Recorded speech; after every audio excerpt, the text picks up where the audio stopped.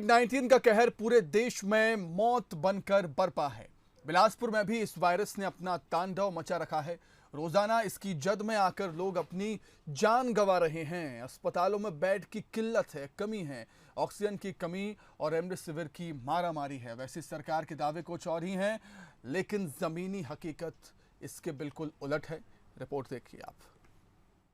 घर पर ऑक्सीजन के सहारे जिंदगी और मौत की जंग लड़ रहा ये शख्स राजेश घोरे है।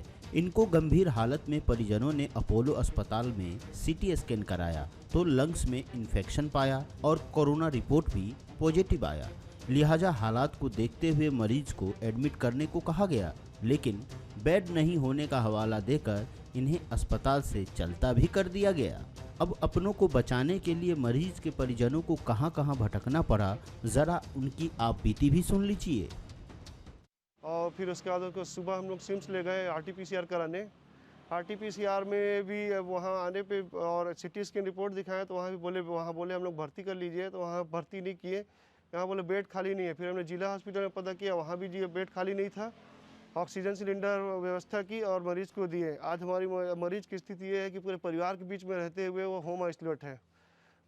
शासन से ना कोई दवा की उम्मीद कर सकते हैं, ना हम कोई दवा की उम्मीद कर सकते हैं। सरकारी प्राइवेट हॉस्पिटलों में जब बेड नहीं मिला तो थक हार कर अंत में अपने ही छोटे से घर पर ऑक्सीजन के सहारे इन्हें रखना पड़ा। हालात ये है कि रोज ऑक्सीजन के लिए इन्हें भटकना पड़ता है और तो और अब हालात ये है कि घर के दूसरे लोग भी संक्रमित हो गए हैं। रोज का 10,000 रुपये का खर्च भी इन पर भारी पड़ रहा है।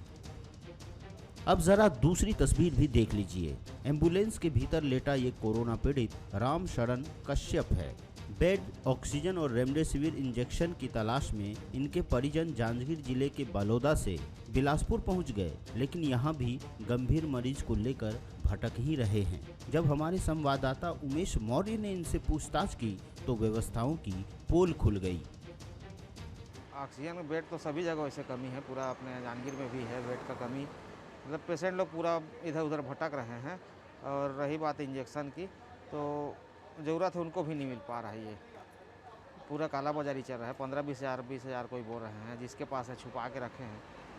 इस टाइप का हरकत चल रहा है पूरा। जो मुखबिर था, गवाह थे, उन्होंने ATM से लाकर देना बताया, जिसमें राजी नहीं हुआ। वो वहाँ से जाने को लगा, उतने में हम जाकर वहाँ रेड करके उसको बरामद कर लिए।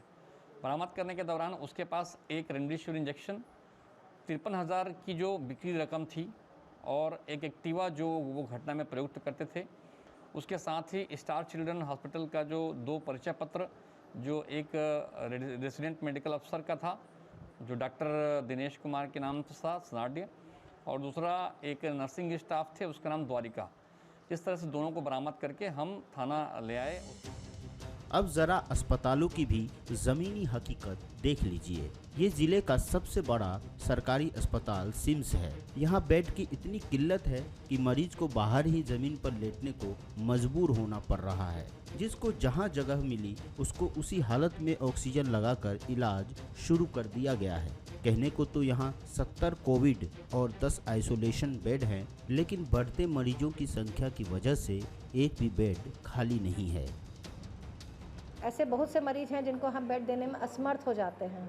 अब बेड की अवेलेबिलिटी की अगर बात करें तो कभी कभी तो एक साथ 1-2 की डेथ हो जाती है, कभी कभी 3-4 एक साथ डिस्चार्ज हो जाते हैं। पर कब कितने डिस्चार्ज होंगे, कब कितनी डेथ होगी, हमें पता नहीं है। तो हम किसी को ये नहीं बता सकते कि हमारे पास कब कौन सा और कितना बेड खाली होगा। लेकिन जैसे ही खाली होता है मैं सबको कॉल करती हूँ और उनके लिए वो बेड रखती हूँ। फिर उनको आने में 15 मिनट आधा घंटा लग सकता है, पर जो बेचारा उम्मीद से आ रहा है, फिर मैं उसको एक बार कॉल करती हूँ कि हाँ मेरा बेड खाली हो रहा है या खाली हुआ है, तो वो आते हैं।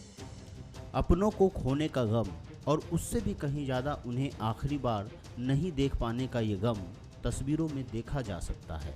बेड, ऑक्सीजन और रेमडेसिविर की किल्लत लोगों की मौत की बड़ी वजह बनती जा रही है। ज़रूरत है सरकारी दावों को छोड़ ज़मीनी हकीकत पर उतरकर सिस्टम को बेहतर करने की, ताकि इन चिताओं की होली और कोरोना से मौत के तांडव को रोका जा सके। उमेश मौर्य, बंसल न्यूज़, बिलासपुर।